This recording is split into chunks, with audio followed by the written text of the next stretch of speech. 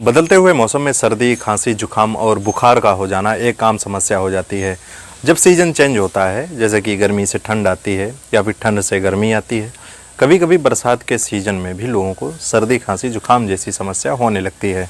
ऐसा इसलिए होता है, जब भी मौसम बदलता है तब हमारी बॉडी को नए एनवायरनमेंट में एडजस्ट करने में थोड़ा टाइम लग जाता है, जिसकी वजह से इम्यूनिटी वीक हो जाती है, यानी कि जो बीमारी से लड़ने की जो क्षमता होती है वो वीक हो जाती है और बैक्टीरिया या फिर जो वायरस होते हैं वो इसी बीच बॉडी में इंटर कर जाते हैं और अपना इन्फेक्शन फैलाने लगते हैं। ज़्यादातर मामलों में वायरल इन्फेक्शन ही होता है, जो सेकेंडरी इन्फेक्शन होता है वो बैक्टीरियल इन्फेक्शन होता है। तो सवाल ये भी रहता है कि बदलते हुए मौसम में सिर्फ सर्दी, खांसी, जुकाम जैसी समस्या ही क्यों होती है।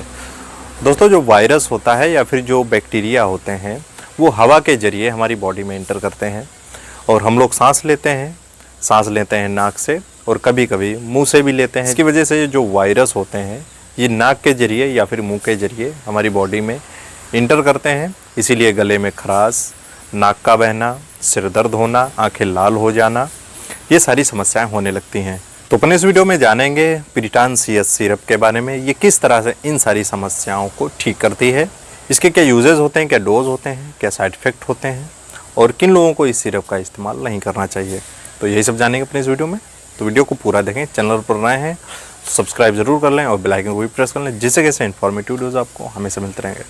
तो सबसे पहले जान लेते हैं पिरिटान CS सिरप के बारे में। ये होती क्या है। एक ब्रांड नेम है, इसमें कई दवाओं का कंपोजिशन होता है। इसमें क्लोरफेनामाइन मिलिएट 4 mg पर 5 ml होता है और इसमें डेक्स्ट्रोमेथार्फन हाइड्रोब्रोमाइड 10 mg पर 5 ml होता है। इसके अलावा एक कई ब्रांड नेम से आपको मेडिकल स्टोर्स पे मिल जाएगी। आप उसमें कंपोजिशन देख लीजिए, उसमें यही सेम अगर कंपोजिशन है तो आप दूसरी कंपनी की भी सिरप ले सकते हैं। मैं किसी ब्रांड का प्रमोशन अपने इस वीडियो में नहीं कर रहा हूँ, लेकिन ये सिरप आसानी से मिल जाती है, हर जगह अवेलेबल है, इसीलिए मुझे इस पर वीडियो बनाना पड़ रहा है। ये एक एंटी हिस्टामाइन सिरप होती है, जो हमारी बॉडी में हिस्टामाइंस होते हैं जिसकी वजह से एलर्जिक रिएक्शन होता है, सर्दी, खांसी, जुकाम जैसी समस्या होने लगती है, वो हिस्टामाइंस के रिलीज सिक्रीशन होने की वजह से होती है।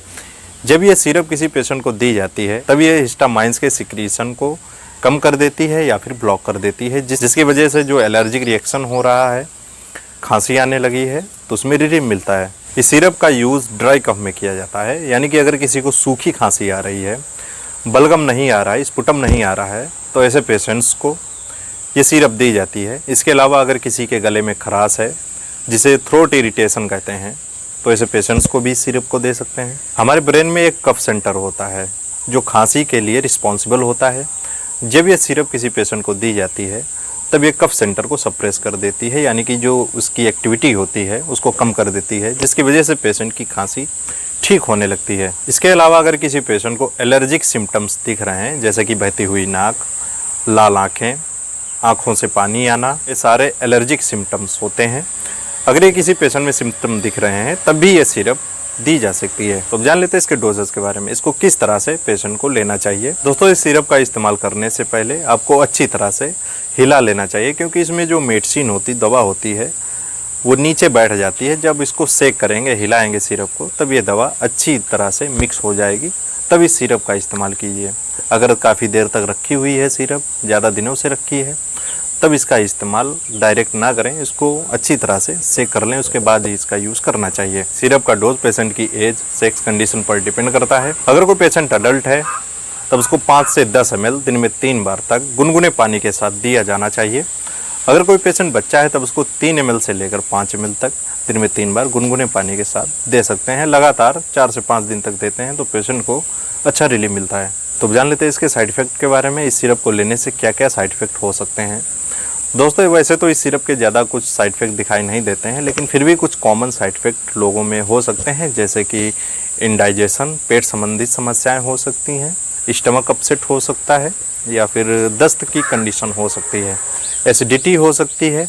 दोस्तों, ये एक एंटी हिस्टामाइन सिरप है, जिसकी वजह से पेशेंट में नींद भी लगने लगती है, सुस्ती लगती है, चक्कर आ सकते हैं। तो ये कुछ इसके कॉमन साइड इफ़ेक्ट होते हैं, या फिर इसके अलावा भी कुछ साइड इफ़ेक्ट हो सकते हैं। अगर आपको ऐसे कुछ साइड इफ़ेक्ट दिखे या फिर इसके अलावा कुछ साइड इफेक्ट देखें तो आपको तुरंत अपने फार्मासिस्ट या फिर डॉक्टर से संपर्क करना चाहिए। तो जान लेते हैं इसके कॉन्ट्राइंडिकेशंस के बारे में, किन लोगों को इस सिरप का इस्तेमाल नहीं करना चाहिए। अगर कोई पेशेंट इस तरह की पहले से ही मेडिसिन ले रहा है तब उसको इस सिरप का इस्तेमाल नहीं करना चाहिए।